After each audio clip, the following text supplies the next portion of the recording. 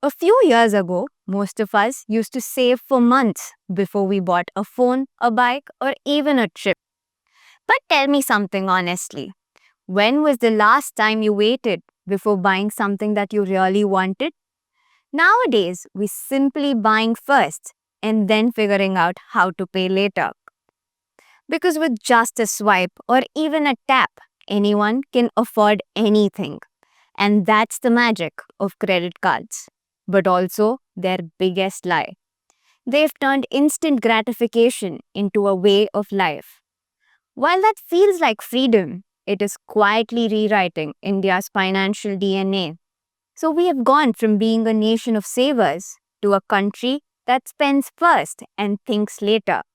And the numbers prove it. India's easy credit boom is not just about convenience anymore. It is more about a cultural shift that is making us feel richer even when we're actually getting poorer. So, how did India go from being a savings obsessed nation to a credit addicted economy? And more importantly, what does this mean for you? Let's break it down.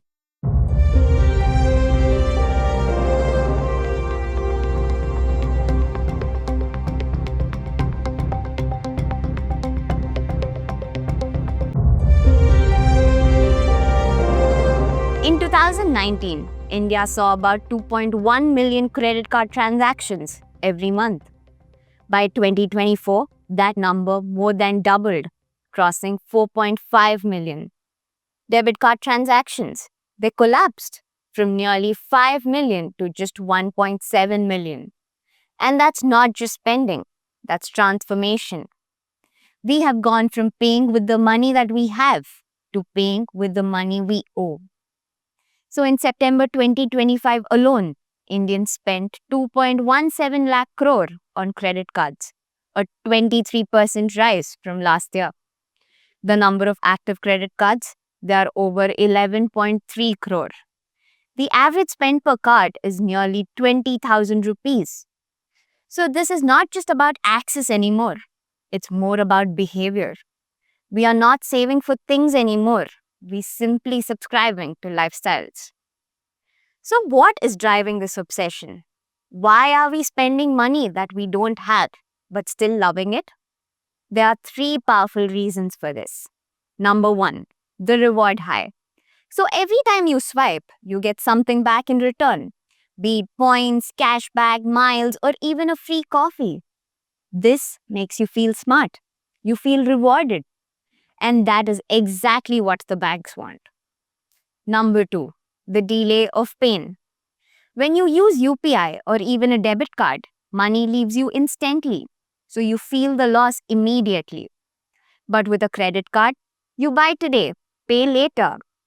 That gap between the pleasure and the pain is what tricks your brain into spending more. Number three, the EMI illusion. 60,000 rupees sounds heavy at once. But what about 5,000 rupees a month? It sounds easy and doable.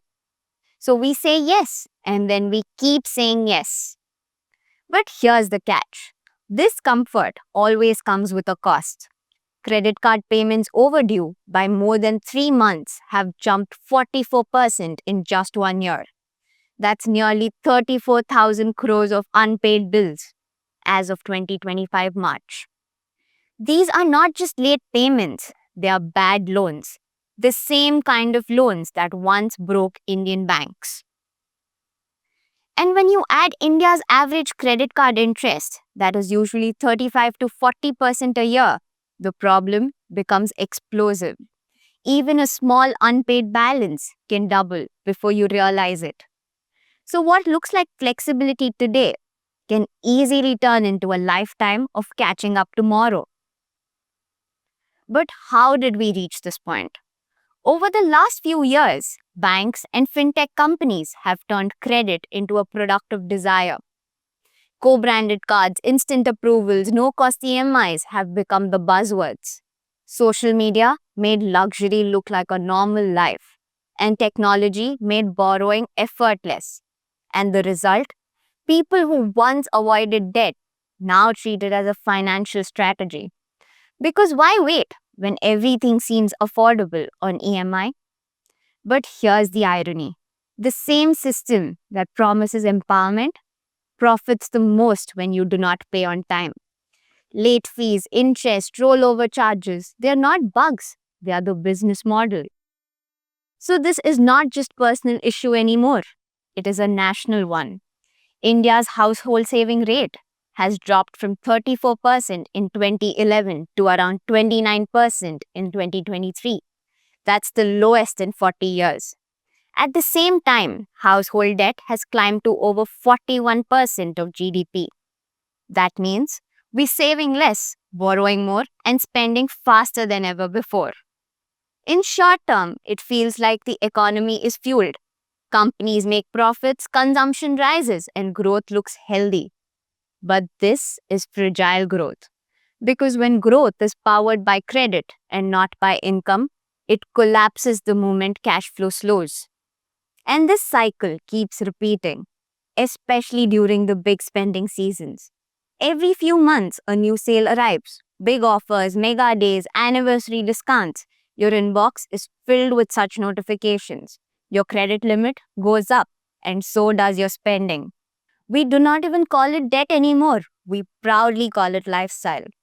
Every sale feels like a reward, but for banks, it is pure business. Because every time you swipe, someone else earns the interest, and it is rarely you. So, credit cards are not the villains, they are the tools. Powerful, convenient, and when used wisely, incredibly useful. The only problem starts when tools begin to use you.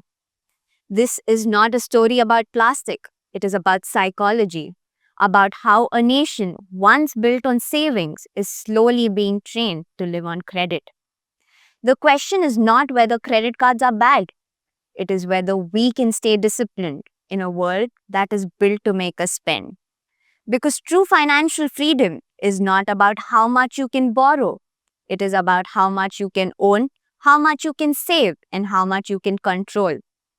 India's easy credit revolution shows progress, but it also shows a warning.